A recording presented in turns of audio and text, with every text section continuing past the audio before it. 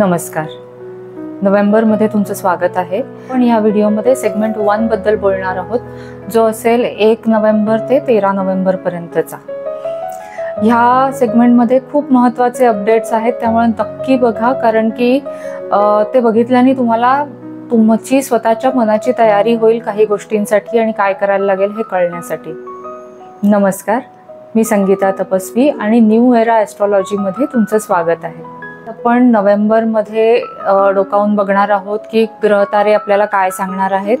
ही अजून एक अशी एक नवीन जर्नी असेल ज्याच्यामध्ये आपल्याला आपलं आयुष्य खूप डीपली कळणार आहे आणि त्याच्यामुळे आपला अवेअरनेस वाढणार आहे, कारण ही ॲस्ट्रॉलॉजी मॉडर्न सायकोलॉजीवर बेस्ड आहे. तर आता बघूयात आपण 1 ते 13 नोव्हेंबरमध्ये कॉस्मॉस आपल्याला काय सांगतंय. ह्या महिन्याच्या प्लॅनेटरी अलाइनमेंट्स डिस्कस करायच्या आधी मला थोडासा एक रिमाइंडर द्यायचा आहे की सध्या जे आउटर प्लॅनेट्स आहेत, म्हणजे ज्यांची परिभ्रमण कक्षा दूरची आहे, असे जे प्लॅनेट्स आहेत, म्हणजे शनी, नेपच्यून, युरेनस आणि प्लुटो, हे सगळे एकमेकांशी खूप सुसंवाद साधत आहेत, खूप चांगल्या प्रकारे संवाद साधत आहेत आणि त्यांनी एक फॉर्मेशन तयार केलं आहे, मायनर ग्रँड ट्राईन. हे खूप रेअर आहे, कारण मी काही शतकं मागे जाऊन बघितलं, पण अशी अलाइनमेंट मला सापडली नाही. त्यामुळे ही जी काही अलाइनमेंट आहे ही खूप हार्मोनियस आहे. आणि त्यातनं आपण मागच्या महिन्यात बघितलं होतं की ज्युपिटर आणि म्हणजे गुरु आणि शनी हे दोघंही एकमेकांना खूप चांगल्या प्रकारे अलाइन करतायत. सो एक महत्त्वाचं आहे की जे काही लॉंग डिस्टन्स प्लॅनेट आहेत ते खूप चांगल्या प्रकारे आपल्याला साथ देत आहेत. आणि मग अशा प्रकारे त्यांनी स्टेज तयार केलं की त्याच्यावर जे शॉर्ट डिस्टन्स प्लॅनेट्स असतात, म्हणजे ज्यांची परिभ्रमण कक्षा लहान आहे, असे प्लॅनेट्स तिथे मग येऊन काहीतरी एक गोष्ट सुरुवात करतात आणि त्याला हे प्लॅनेट सपोर्ट करत असतात आणि ज्याच्यामुळे आपल्या आयुष्यात खूप मोठा बदल घडून येऊ शकतो. तर जे काही घडणार आहे ते आपल्या चांगल्यासाठी घडणार आहे.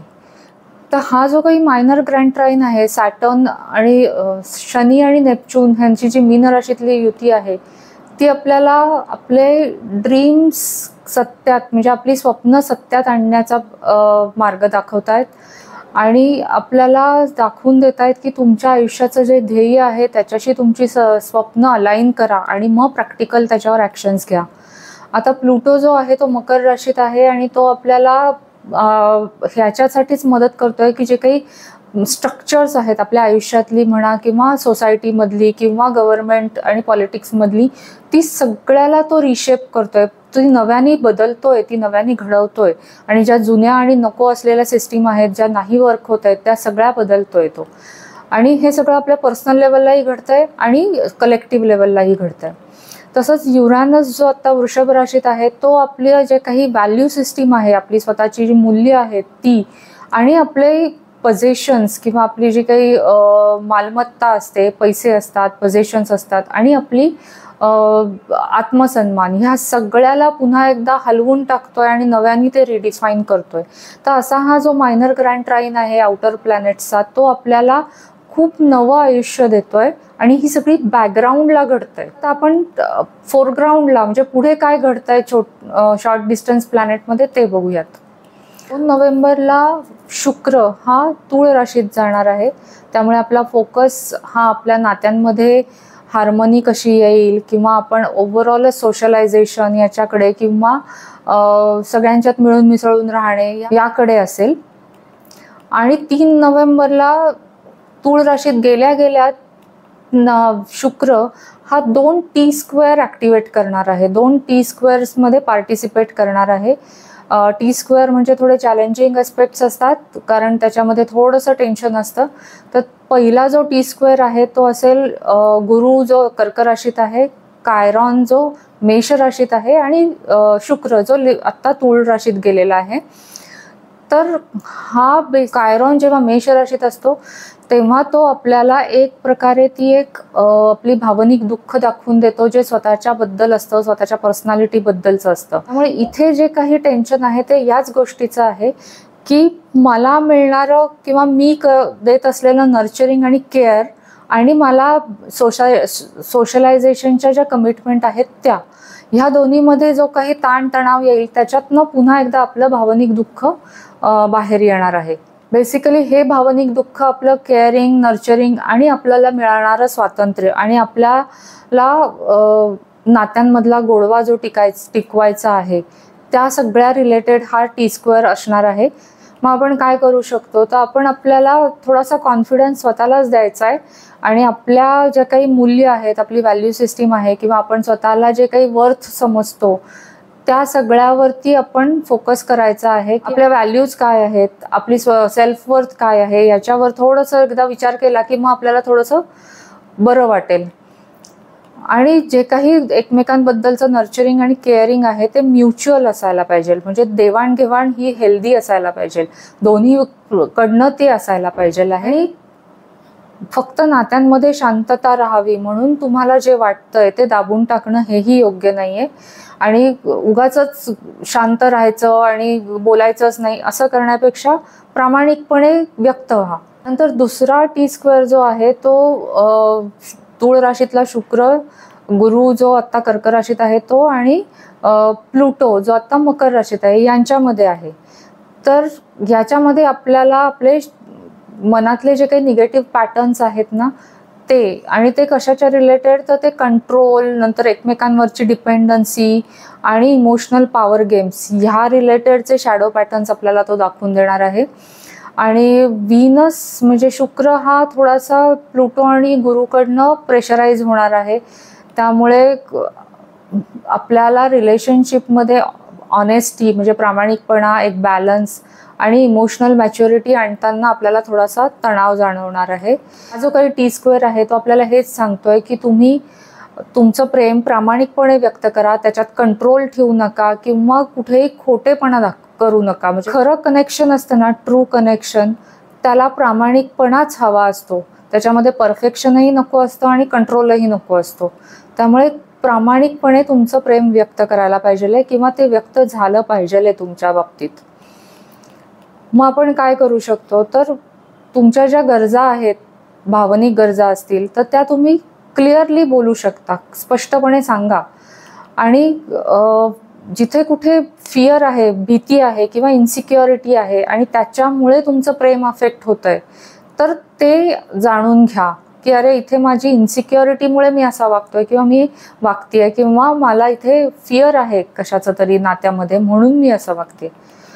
नंतर या दरम्यान इमोशनल स्पेंडिंग किंवा म्हणजे उगाचच गरज नसताना काहीतरी खर्च करायचा आहे का, आता मी आत्ता डिस्टर्ब आहे मग मला बरं वाटेल म्हणून, किंवा खूप सारे पैसे खर्च करून दुसऱ्याला काहीतरी गिफ्ट द्यायचं आणि मग इम्प्रेस करायचा प्रयत्न करायचा, हे दोन्ही करणं उपयोगाचं नाही होणार आहे. आणि मॅनिप्युलेट करू नका किंवा मॅनिप्युलेट होऊ पण नका. आणि त्याच्याऐवजी तुम्ही क्लिअरली कम्युनिकेट करा. आणि हे जे काही आपलं जुनी मतं आहेत की प्रेम म्हणजे पॉवर, ही सोडून द्यायला पाहिजेत आपण. प्रेम हे खरं जे असतं ते ट्रू कनेक्शन असलं पाहिजे एकमेकांच्या सोल बरोबर. तर हे दोन्ही T² आपल्याला थोडं नात्यांमध्येच टेन्शन देत आहेत आणि हे दोन्ही T² साधारण 6 तारखेपर्यंत ॲक्टिवेट असतील. आता 5 तारखेला पौर्णिमा असणार आहे, ती मेष राशीत असणार आहे आणि सूर्य जो असेल तो तुळ राशीत असेल. आणि त्यावेळेस सूर्य हा राहूला ट्राईन अस्पेक्ट असणार आहे, म्हणजे 120 अंशाचा कोन करणार आहे आणि तो खूप चांगला आणि हार्मोनियस अस्पेक्ट असतो.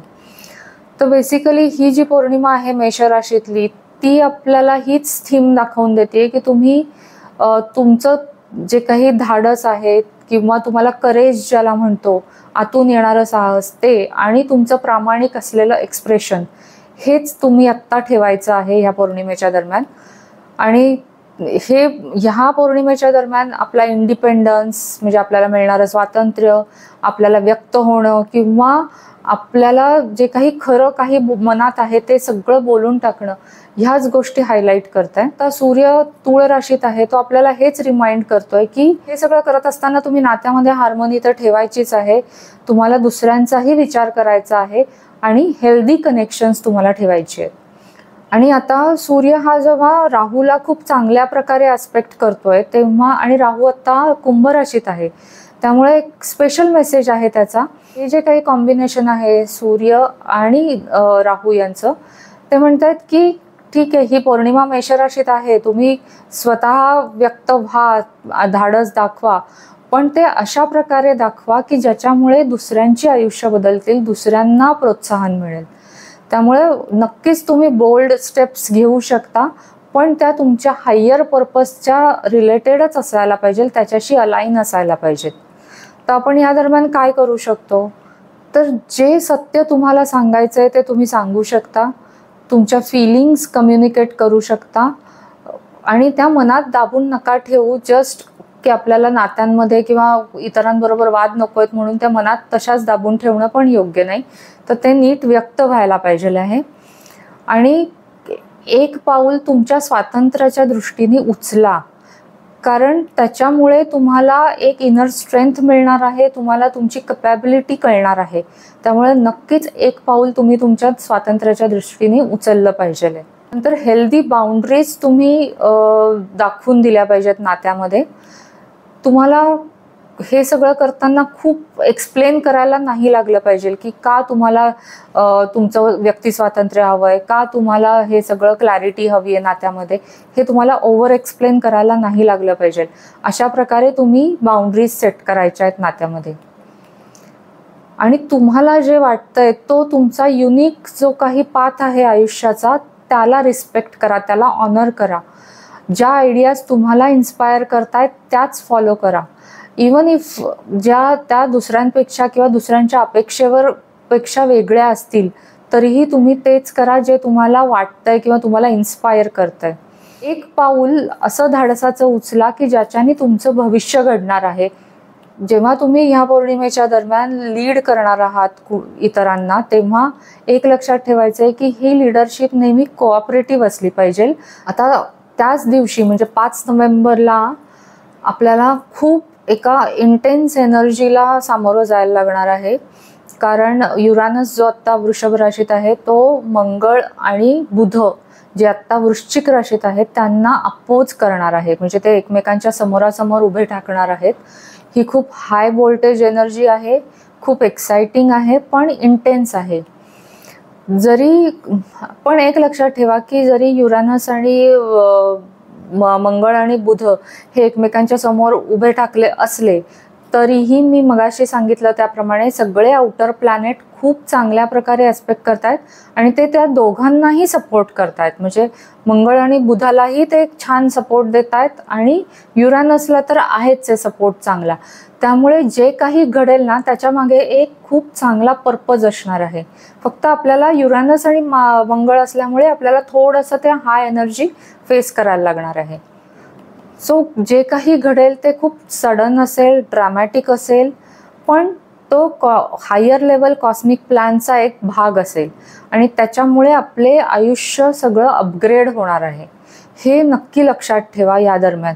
आता जे काही घडणार आहे ते आपल्या पर्सनल लेवललाही घडणार आहे आणि मंडेन लेवलला म्हणजे वर्ल्ड ॲस्ट्रॉलॉजी लेवलला पण घडणार आहे. आणि जे एरियाज असे सडनली ज्याच्यामध्ये बदल घडतील किंवा सडनली काहीतरी घडेल ते असतील कम्युनिकेशन टेक्नॉलॉजी, ओव्हरऑल टेक्नॉलॉजी. म्हणजे काहीतरी टेक्नॉलॉजी रिलेटेड फेल्युअर होऊ शकतं, कम्युनिकेशन डिव्हायसेसमध्ये प्रॉब्लेम येऊ शकतो. All electronic devices, TV, fridge, refrigerator, AC किंवा आपले मोबाईल फोन्स, इतर सगळे ह्याच्यामध्ये पण इश्यूज येऊ शकतात. सगळ्यांनाच येतील असं नाही आहे, पण बऱ्याच जणांना ह्याचा अनुभव येईल. पॉवर आउटेजेस होऊ शकतात किंवा सायबर सिक्युरिटी ब्रीच होऊ शकतो. म्हणजे आपले डेटा सिक्युरिटीमध्ये काही इश्यूज येऊ शकतात, डिजिटल सिक्युरिटीमध्ये. तसंच इंटरनेट फेल्युअर पण होऊ शकतं.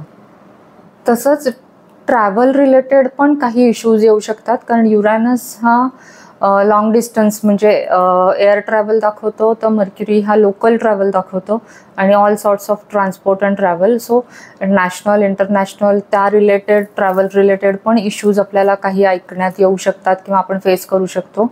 तसंच लँड अँड प्रॉपर्टी रिलेटेड पण इश्यूज येऊ शकतात किंवा मनी मार्केट म्हणजे स्पेक्युलेटिव्ह मार्केट, शेअर मार्केट्स, त्याच्यातही काही सडन अप आणि डाऊन होऊ शकतं. आणि मंगळ आणि बुध हे वृश्चिक राशीत आहे आणि युरेनस त्यांना अपोज करतोय, त्यामुळे काही हिडन म्हणजे लपलेले काही सत्य बाहेर येतील अचानक. मग ते पॉलिटिक्स लेवलला असतील किंवा सामाजिक लेवलला असतील किंवा आपल्या पर्सनल लेवलला असतील. आणि बऱ्याच ठिकाणी पॉवर आणि कंट्रोल्सचे इश्यूज त्याच्याबद्दलचा अवेअरनेस येईल. आणि ह्या दरम्यान आपल्या इमोशन्स म्हणजे भावनिकरित्या खूप आपण इंटेन्स असू, खूप तीव्र असतील, खूप रिबेलियस वाटेल आपल्याला, इमोशनली डिस्टर्ब होऊ आपण, असं होऊ शकतं. कारण येत आहेत असे अनुभव. ऑलरेडी हा आस्पेक्ट आता मी जेव्हा हे फिल्मिंग करते तेव्हाच सुरू झालेला दिसतोय हे सगळं टेन्शनचा आस्पेक्ट. सो हे सगळं जरी असलं, आपण इमोशनली इंटेन्स जरी फील करत असलो तरी आपल्याला आउटर प्लॅनेट्सचा एक स्टॅबिलायझर आहे. तो जो स्टॅबिलायझर त्यांनी जो grand trying, minor grand trying तयार केलाय, तो ह्या हाय व्होल्टेज एनर्जीला धरून ठेवतोय. त्यामुळे तसं बघितलं तर खूप डिस्ट्रप्शन किंवा केऑस होणार नाहीये, याच्यातनं काही नुकसान होणार नाहीये. पण टेम्पररीली आपण शॉकमध्ये जाऊ शकतो की अरे हे काय घडलं. पण एकदा लक्षात आल्यानंतर आपल्याला त्याच्यातनं खूप चांगल्या नवीन संधी मिळणार आहेत, ब्रेकथ्रूज मिळणार आहेत. आणि हे सगळं आपल्याला अपग्रेड करण्यासाठी होत आहे. म्हणजे आपले इन्स्ट्रुमेंट्स असतील, काही इलेक्ट्रॉनिक डिव्हायसेस असतील, ते सुद्धा अपग्रेड करण्याची संधी आहे. आपल्या पर्सनल लाईफमध्ये पण काहीतरी अपग्रेडेशन होणार आहे. त्यामुळे जे काही होईल ते टेम्पररीली आपण इमोशनली डिस्टर्ब होऊ, पण त्याच्या पुढे आपल्याला चांगलंच घडणार आहे. म्हणजे आता एक्झाम्पल द्यायचं झालं तर एखादा की कंपोनंट एखादा इलेक्ट्रॉनिक डिव्हाइसचा गेला तर त्याच्यामुळे आपण ती सिस्टीम सगळी बदलून पुन्हा नवीन एखादी सिक्युअर सिस्टीम घेऊ. किंवा टेक्नॉलॉजीमध्ये एक अशी काहीतरी नवीन अनाउन्समेंट होईल की ज्याच्यामध्ये डिव्हायसेस जे कनेक्ट करतात रिसोर्सेसना, म्हणजे मटेरियल सप्लाय चेन असेल किंवा बॅटरी टेक्नॉलॉजी असेल, त्याच्यात काहीतरी सडनली काहीतरी अनाउन्समेंट होतील. किंवा एक वर्ल्ड लेवलला, वर्ल्ड ॲस्ट्रॉलॉजी लेवलला बऱ्यापैकी महत्त्वाच्या बदल घडू शकतात. ते म्हणजे मनी आणि पैसे आणि डिजिटल सिक्युरिटीच्या रिलेटेड काही नवीन रूल्स येऊ शकतात. किंवा एनर्जी म्हणजे पॉवर, म्हणजे इलेक्ट्रिसिटी, फार्मिंग आणि फूड सिस्टीम, ह्याच्यामुळे त्याच्यात ह्या सगळ्या गोष्टींमध्ये काही ॲडव्हान्सेस येऊ शकतात. आणि मेंटल हेल्थ इश्यूज जे काही आहेत ते ओपनली डिस्कस केले जातील, ॲड्रेस केले जातील, पर्सनल आणि वर्ल्ड लेवलला सुद्धा. त्याच्यानंतर कम्युनिटी रिलेटेड काही रिफॉर्म्स, म्हणजे ज्याच्यामध्ये काही लोक एकत्र येऊन काहीतरी रिफॉर्म्स करतील, असे पण गोष्टी घडू शकतात. आणि पर्सनल लेवलला बघितलं तर आपल्याला अनुभव येईल की आपला लॅपटॉप तरी किंवा फोन तरी काहीतरी सडनली ते बंद पडलंय, ऐन वेळेला बंद पडलंय. म्हणजे माझ्या बाबतीतही स्वतःच्या हे शूटिंग करताना मला डिले झाला, कारण माझा फोन पण प्रॉब्लेम देत होता, माझा TV पण प्रॉब्लेम देत होता, एसीनी पण प्रॉब्लेम दिला. सो एव्हरीथिंग म्हणजे सगळ्याच बाबतीत काही ना काहीतरी घडलं. सो पण हे लक्षात घेतलं पाहिजे की हे सगळं घडतंय तेव्हा आपल्याला ते काहीतरी तात्पुरतं रिपेअर करण्यापेक्षा ते अपग्रेड करण्याची गरज आहे, हे लक्षात आलं पाहिजे. आणि असंही होऊ शकतं पर्सनल लेवलला की आपल्याला आपल्या टेक्नॉलॉजी रिलेटेड हॅबिट्स बदलाव्याशा वाटतील. म्हणजे आपण खूप डिव्हायसेस एका वेळेला वापरत असू तर थोडंसं असं वाटेल की बस झालं, आता हे आपण थोडं सस्टेनेबल टेक्नॉलॉजीकडे जाऊ किंवा मिनिमल टेक्नॉलॉजीकडे जाऊ. त्याच्यानंतर आपल्याला काही डेटा रिलेटेड इश्यूज, म्हणजे काहीतरी आपला डेटा शेअर होतोय कुणाबरोबर तरी, किंवा सिक्युरिटी ब्रीच होतोय, काही सिक्रेट्स आपल्याला समजू शकतात आपल्या डेटा रिलेटेड की आपला डेटा असा वापरला जातोय. आणि मग त्याच्यामुळे आपण आपले सिक्युरिटी रिलेटेड कंट्रोल पण अपग्रेड करू किंवा आपले ॲक्सेस काही जे असतील ते पासवर्ड्स आणि ॲक्सेस ते चेंज करू. या दरम्यान आपण ही एनर्जी, जी हाय व्होल्टेज एनर्जी आहे, ती आपण कशी हँडल करणार आहोत किंवा काय करायला पाहिजे आपण. तर आपण सगळ्यात पहिले म्हणजे डिव्हायसेसचा बॅकअप घेतला पाहिजे आणि आपली टेक्नॉलॉजीची सिक्युरिटी चेक करायला पाहिजे. जे काही तुम्ही सिक्युरिटी रिलेटेड वापरत असाल, फायरवॉल किंवा अँटीव्हायरस वगैरे, ते बघायला पाहिजेत. आपले सेटिंग्स बघायला पाहिजेत. आणि काहीतरी इश्यू येईल याच्यासाठी थोडीशी तयारी ठेवायला पाहिजे. आणि जर का एखादा डिव्हाइस, एखादी सिस्टीम फेल झाली तर इंटेलिजंटली अपग्रेड करायला पाहिजे. नंतर नवीन टेक्नॉलॉजी एक्सप्लोअर करू शकतो आपण की ज्याच्यामध्ये आपला पर्पज जे काही आहे किंवा आपली जी मूल्य आहेत ती अलाइन असतील त्या टेक्नॉलॉजी रिलेटेड. म्हणजे मी जर का एन्व्हायरमेंटल अवेअरनेस बाळगत असेल म्हणजे मला जर का आपल्या पर्यावरणाच्या बद्दल काळजी असेल तर मी त्या रिलेटेड टेक्नॉलॉजी वापरते का, आणि मग त्याच्यातनं माझा पर्पज साध्य होतोय का. म्हणजे सस्टेनेबल टेक्नॉलॉजी, रिपेअरेबल हार्डवेअर किंवा सिक्युअर डेटा अशा रिलेटेड आपल्याला करता येऊ शकतं.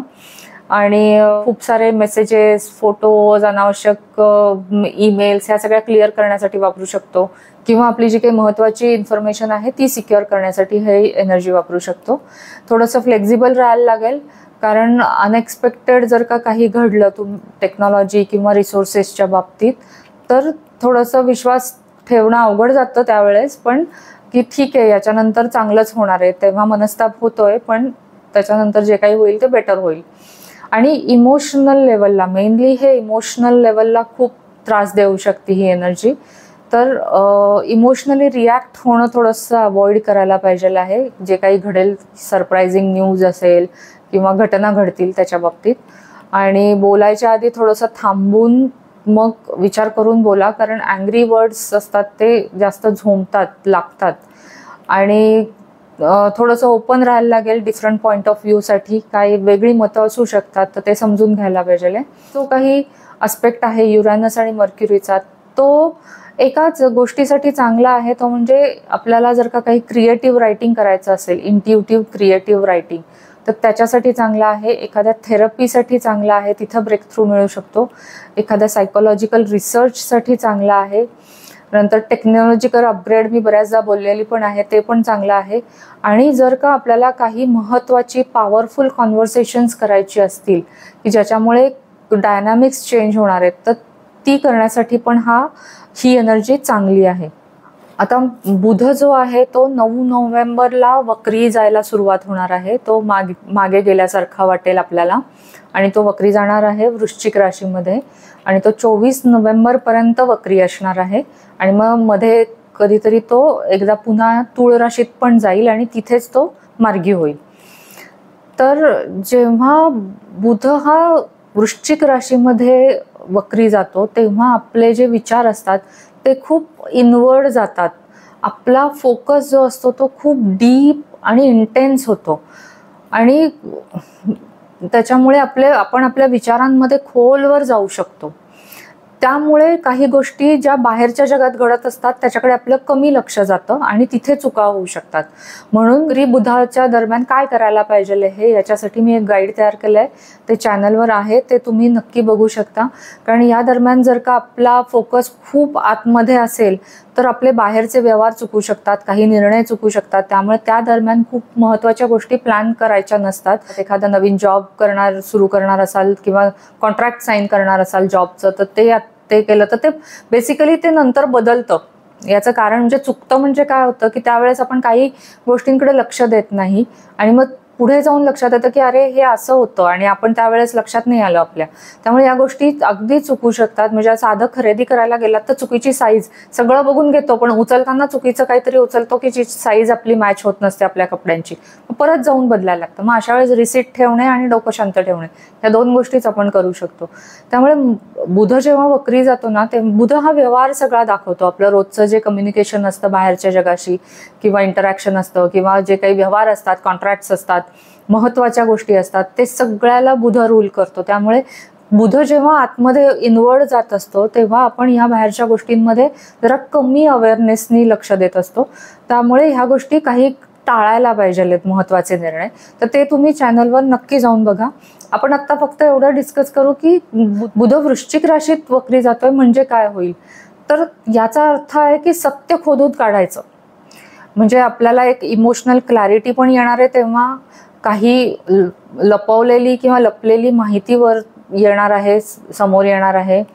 कारण आपलं जे काही माइंड आहे किंवा आपलं जे मन आहे ते खूप डीप असणार आहे, त्यावेळेस खूप डीप फोकसनी असणार आहे.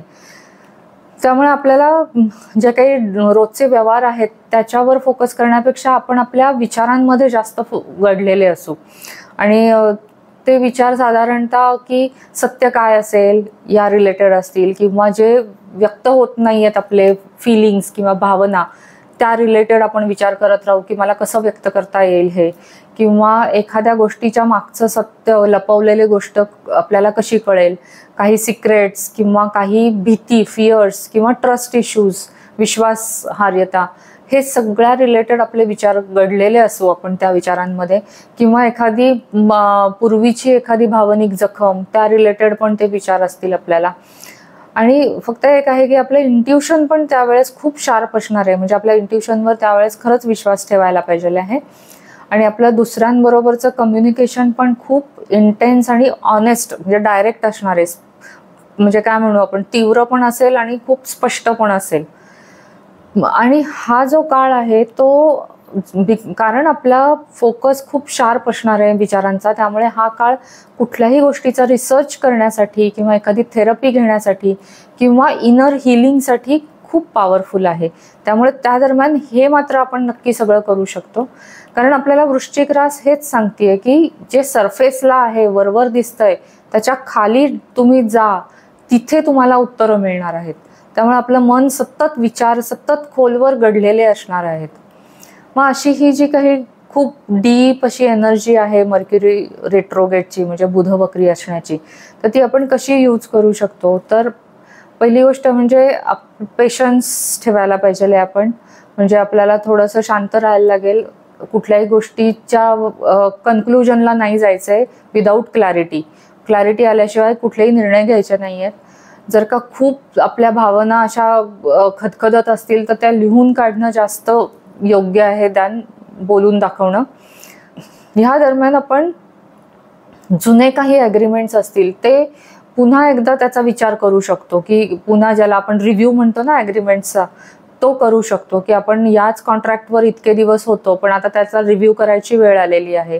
किंवा एखादी इमोशनल कमिटमेंट आपण कुणाला दिली असेल तर ती सुद्धा आपण रिव्ह्यू करू शकतो.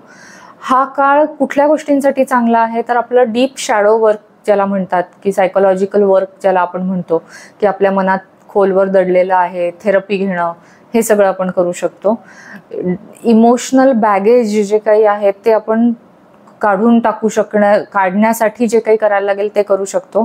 नंतर तसंच आपण फायनान्सेसचा रिव्ह्यू घेऊ शकतो. म्हणजे आपल्या इन्व्हेस्टमेंट्स काय आहेत, किंवा आपले लोन्स काय आहेत, किंवा एखाद्याबरोबर आपली शेअर्ड प्रॉपर्टी आहे त्याच्या रिलेटेड, हे सगळ्या रिव्ह्यूजसाठी हा खूप चांगला काळ आहे.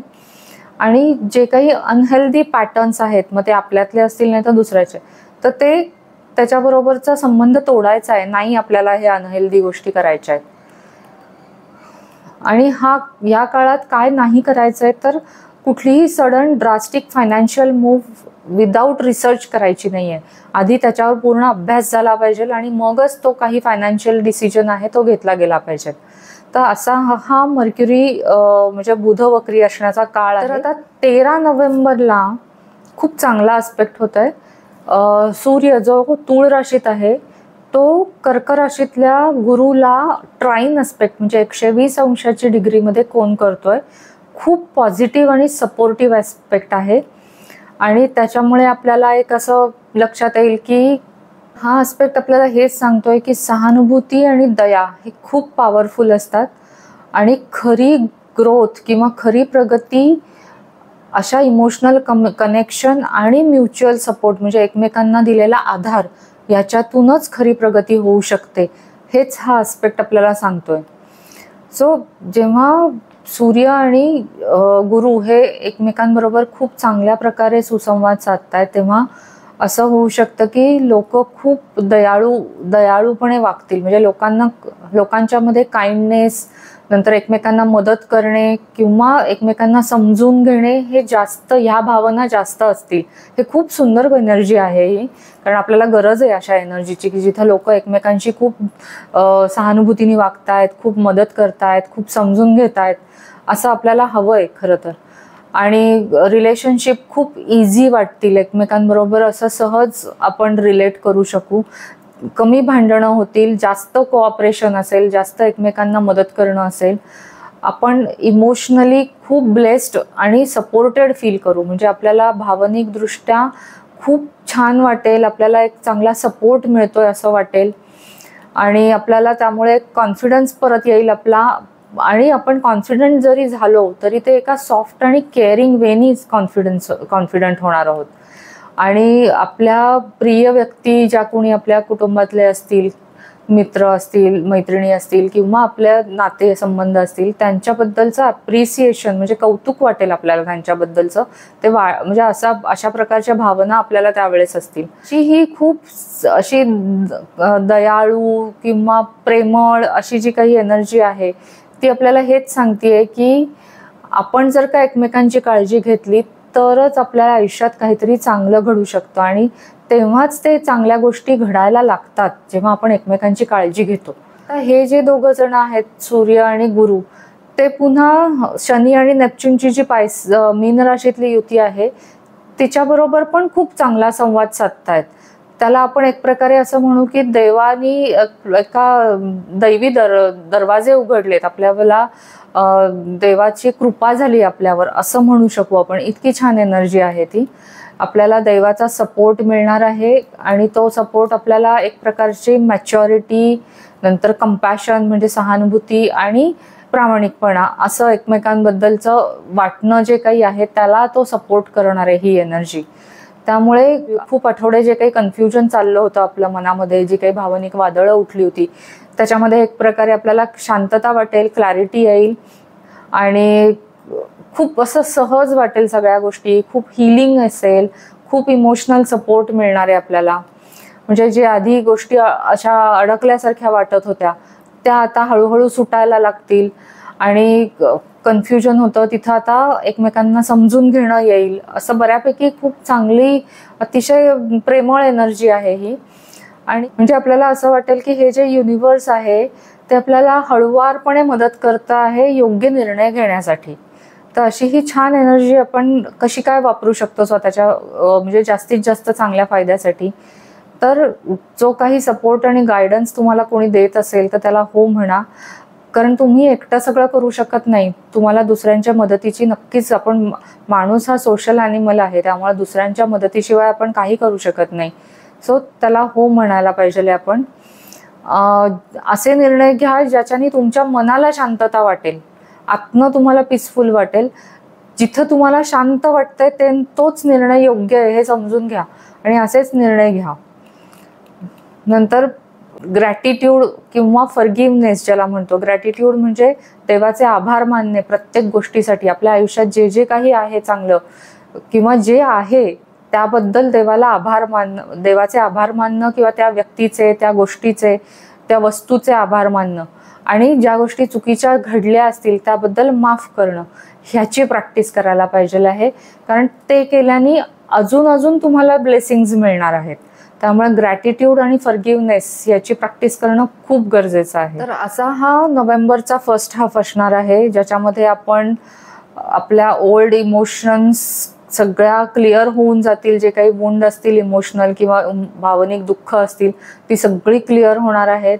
किंवा टेक्नॉलॉजी आणि सिस्टीम्स आणि काही स्ट्रक्चर्स आहेत सोसायटीतली किंवा पर्सनल लाईफमधली, हे सगळं गोष्टी जरी बिघडल्या तरी त्याच्यातनं आपल्याला एक नवीन क्लॅरिटी, नवीन अपग्रेड मिळणार आहे. आणि आपल्याला जे डिवाइन ब्लेसिंग्स मिळणार आहेत म्हणजे देवाचे खूप आशीर्वाद जे मिळणार आहेत त्याच्यामुळे आपण अशा गोष्टी घडवू शकू ज्याच्यामुळे आपल्या आणि दुसऱ्यांच्या आयुष्यात खूप महत्त्वाचे आणि चांगले बदल घडतील. तर असा हा नोव्हेंबरचा फर्स्ट हाफ होता.